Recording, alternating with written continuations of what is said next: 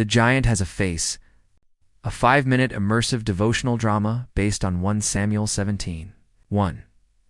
Setting the scene in the dry valley between the mountains of Israel and the plains of the Philistines, war has become a constant hum. For 40 days at dawn and dusk, one man walks forward to challenge the armies of Israel. He is Goliath, a warrior like no other, over 9 feet tall, encased in bronze, his armor clinking with confident menace, his voice booming like distant thunder. The Israelites are paralyzed, their hearts beat in sync with his mockery. Each morning, each evening, he looks across the valley and bellows, "Choose a man to come down and fight me." "No," he laughs. "Fine, but tomorrow, same time, I'll still be here." 2.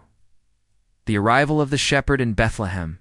Far from the clanging of war, a teenage boy named David rises before dawn. He chooses stones by the brook for his sling, each one smooth and balanced.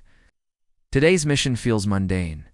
Deliver cheese and bread to his brothers on the front line, though his heart is more restless than usual. Arriving at the camp, he sees fear etched on every face, battle-hardened men shivering in their armor. His brothers mock him.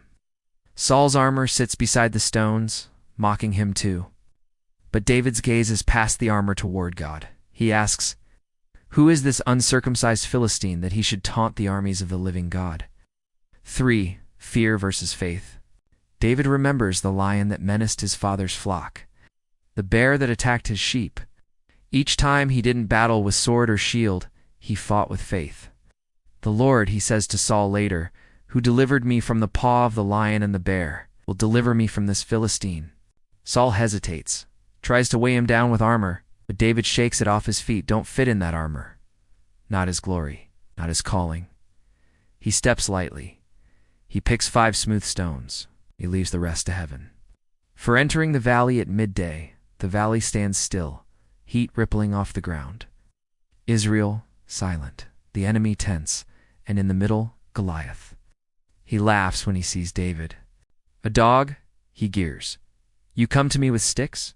David doesn't raise his voice. He doesn't yell. He answers in crisp reverence. "You come with sword, spear, javelin? But I come in the name of the Lord of hosts, the God of the armies of Israel, whom you have defied."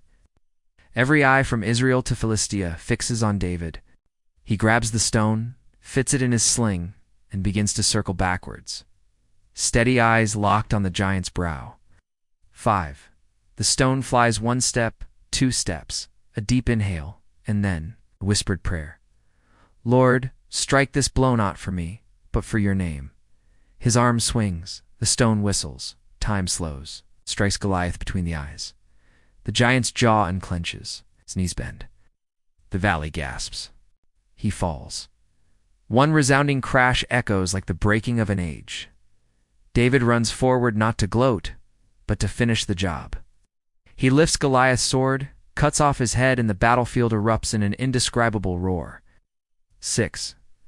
Aftermath. The Philistine army flees fear, turning them into dust on the run. Israel cheers. They chase the enemy in pursuit, emboldened by a shepherd boy's faith turned giant slayer.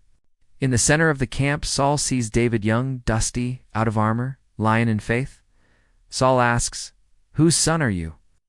David says, "I'm the son of Jesse the Bethlehemite." Brook stones by his feet, giants at his back. 7. Reflective pause. Pause with me. Feel the heat of the valley. Hear Goliath's mocking voice. Remember that when faith moves, giants fall, if you're small in the world's eyes. This wasn't a spectacle of strength. It was the power of God flowing through humble faith. The fighting wasn't David's, it was heaven's. 8. Application to life. Think about the giants in your life. Fear, doubt, illness, broken relationships, financial despair. They're huge, relentless, taunting you day after day. But you don't need Saul's armor. You don't need everyone's approval. You just need 5 stones from God, his promises. In the name, the Lord of hosts.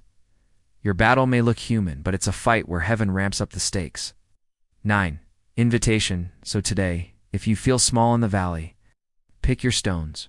Scripture, prayer, worship, obedience, faith. Sling them with trust.